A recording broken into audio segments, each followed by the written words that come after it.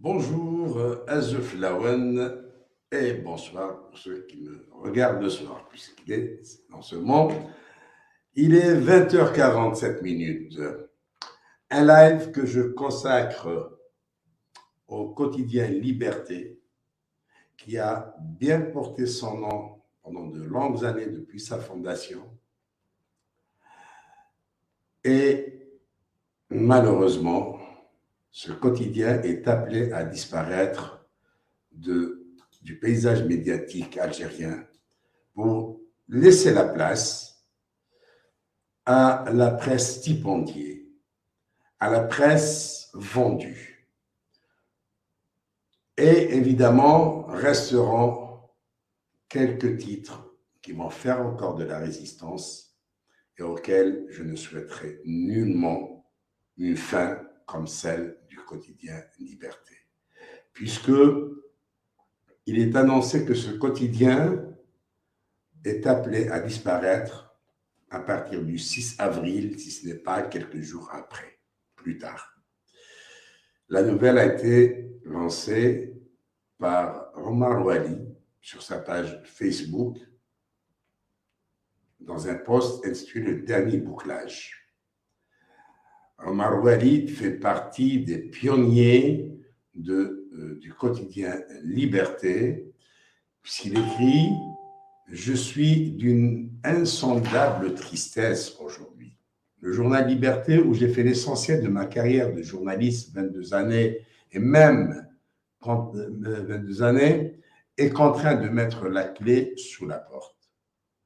Même si j'ai quitté en 2016, je reste intellectuellement et affectivement attaché à ce journal qui, depuis sa création, a été de tous les combats en faveur de la démocratie, les droits de l'homme, la réappropriation de notre identité amazigh, la lutte contre l'islamo-terrorisme.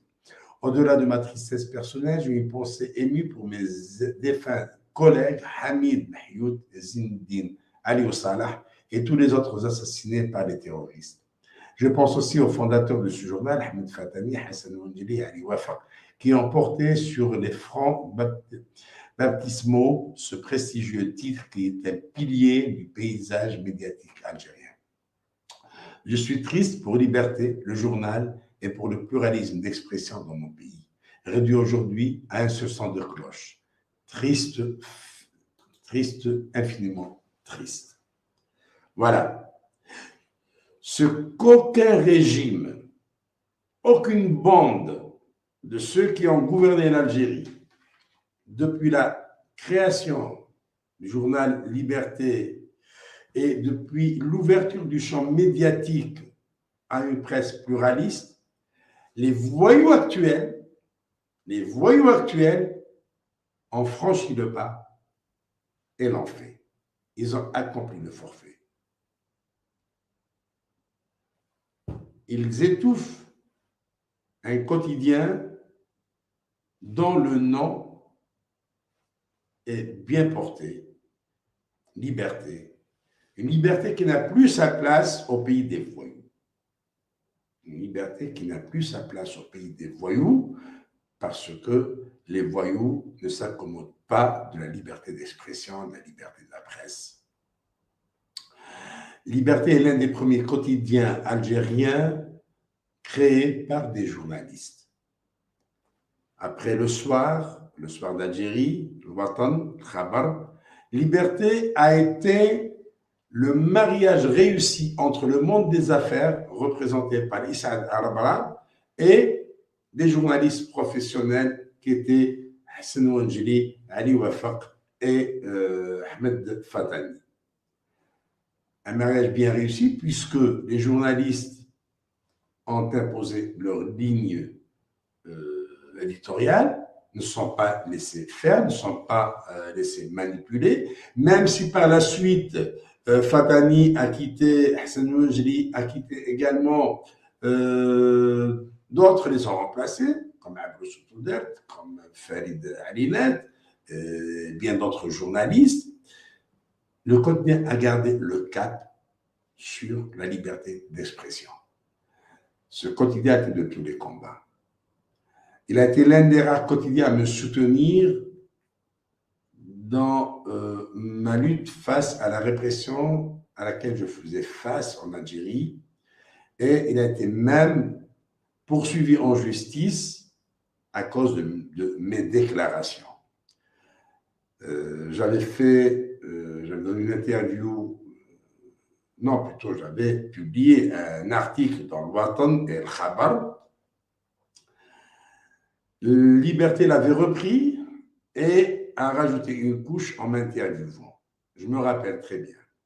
Lorsque Hassan Ouangeli prenait note de ce que je lui disais, je lui dis certainement, Hassan, ça va être fort. Hein. Est-ce que tu penses tu peux tout mettre? Il me dit, t'en fais pas, tout passera. Je dis, je ne pourrais pas venir te ramener des oranges à la prison de Harrach. Et évidemment, effectivement, tout a été publié sans censure et de toute évidence, un procès a été collé à Liberté, al Watan, al Khabar et à moi également. Et elle nous a fait traîner devant tous les tribunaux d'Algérie. Liberté n'a jamais reculé et même lorsque Issa Darbrab a été le premier à inaugurer le champ carcéral, inauguré par les voyous actuels. Liberté n'a pas reculé. Et à sa sortie de prison, quelques jours plus tard, Issa Darbrab a été convoqué par le sinistre ministre de l'Information, le pouilleux Ammar Belhimer, dont le rejetant est un dealer, un trafiquant de drogue.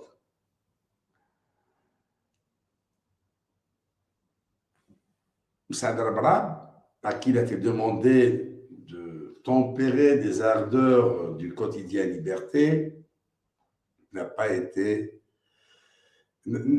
pas pu obtempérer parce qu'il avait en face de lui des journalistes qui se font respecter, et lui aussi c'est un monsieur, il faut l'avouer, il faut le reconnaître, c'est un monsieur qui sait respecter l'intelligence et ne respecte l'intelligence que l'intelligent.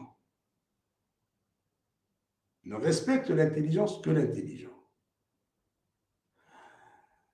Le quotidien Liberté, à un moment où Issa Darbrab était en prise avec le pouvoir des Bouteflika, Liberté publiait à la une de son numéro du 11 août 2003, alors qu'il était dirigé par Farid Alilet,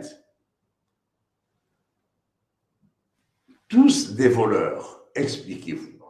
Et regardez qui sont affichés. L'ancien ministre de l'Agriculture, plus haut, Onaou Yahya, l'Arabi Belkhir, Yazid Zarouni, Abdelaziz Bouteflika, Chekib Khalil, Belkhadem et Saïd Bouteflika. Qui osait faire ça? Qui osait faire ça? Ben, chapeau bas à Liberté. Mais malgré cela, quand même, la bande mafieuse qui était au pouvoir, elle n'a pas osé fermer le journal. La bande actuelle, les voyous d'aujourd'hui, eh bien, ils ont franchi le pas. Ils ont franchi allègrement le pas en obligeant le journal à mettre la clé sous le paillasson. Et comment cela? Parce qu'un journal, c'est d'abord la finance. C'est des annonceurs. Quand on vous ferme toutes les portes des annonceurs, vous ne pourrez plus respirer. Mais, étant donné qu'il appartient au deuxième groupe économique en Algérie, c'est vital. Après Sonatrach, c'est vital en Algérie. Alors, qu'est-ce qu'on fait? Pour que Cévital ne puisse plus financer ce journal, on va lui mettre des bâtons dans les roues. Et actuellement, Cévital est en train de subir les pires pressions de la part des pouvoirs publics. Alors que le pays manque d'huile, on oblige Cévital de fermer l'usine d'huile de Djaya, où travaillent 800 travailleurs. Et tant pis pour le consommateur et le travailleur, parce que les voyous ne tiennent jamais compte du citoyen algérien, quel que soit son statut. Cévital est en train de subir les pires exactions de la part d'un régime de voyous.